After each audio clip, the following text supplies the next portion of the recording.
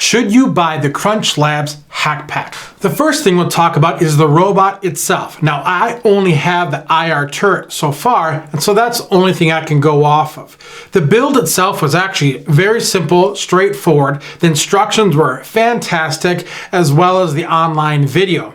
The electronic side can get a little finicky if you aren't paying attention to the details. You have to be very detail oriented to the electronic side of it, or you could cross your wires quite easily, and that can be hard to troubleshoot without much experience. The last piece comes to the code. Now, the code has two different aspects to it. You have the stock code that you have right away that you have access to be able to connect, to be able to play with the three different options that are in the code. And then there is the hack mode of being able to do whatever you want with the code. Now, for the first two levels, it's fantastic. You get familiar with code. You can play around with the variables in level 2 to see how that interacts with it and get at least an understanding of code. The thing, though, is it doesn't teach you how to code. It just helps you play with it to be able to understand, to explore it, to test it out. But by doing that, you do learn some aspects of the code. Where it becomes challenging, though, is when you want to level up in level 3 and add your own hack. Meaning you have to write your own code. You have to modify the code and even potentially add your own electronics hardware to it to get that next level up. That's where it gets difficult because it doesn't teach you how to do that. You have to learn that on your own. So that's the main component of the build itself. You have pretty much an easy mechanical build. The electronics is easy to medium as long as you follow the instructions in detail, where the code aspect, the first two levels are easy, they're straightforward, but level 3 is where it gets difficult. Now, the second part about the hack packs that I would notice so far is the community behind it. It's a slow growing community, but it is developing with more and more people subscribing to the hack pack and getting involved. You have the Discord forum that you can get into and get to know some more information. They have some details on some more advanced stuff, and you can actually communicate with others in the hack pack community to figure out how to level up your hacks, what the next hacks are, and get some troubleshooting experience and advice to be able to do that. Now, with that, you also get the support from CrunchLabs. They, from what I've heard, are quite responsive.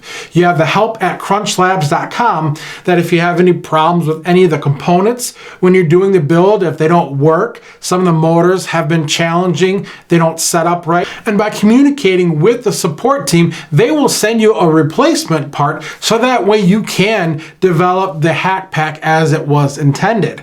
Now, beyond that, they have some extra things for you to be able to play around with, such as the 3D prints, so that way if you wanted to, you can 3D print several of these components yourself, even some more advanced pieces that allow you to connect some extra electronics. The one interesting thing about the hack packs is once you get the build complete, that's it. That's the hands off from there. They don't teach you anything beyond, here's the build, here's the code, have fun. Now, that's where the Discord forum and those like myself on a channel that wants to teach you and explain this stuff, we can enhance your capability to learn.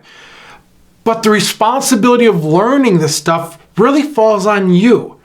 So you could buy the hack pack, build it, and let it sit on your shelf, or you can hack it. You can learn code. You can learn the electronics and come up with these just beautiful, crazy, dynamic creations that you did. And that's the beauty, in my mind, of the hack pack. It's not here to teach you how to do something. It gives you the learning kit, the program, the tools for you to learn on your own, somewhat the hard way, to do this on your own, to learn coding, to learn electronics and mechanical engineering in the form of a fun robot that you can impress so many people with when you come up with something on your own and you build it on your own. Now, don't forget that there are plenty of opportunities out there for people to encourage you, to help you, to walk alongside you. You have the Discord forum community. You also have YouTube channels like mine that you can subscribe to and get the latest videos for the next hack that I'm planning on doing, so that way you can see or get inspired or understand a little bit more information that may not be available elsewhere. But there are ways to learn. Even the Mark Robot AI will help you learn to code, albeit maybe not as straightforward as having somebody actually walk you through it. This is a fantastic platform to give you the opportunity to learn it all and have fun while doing it.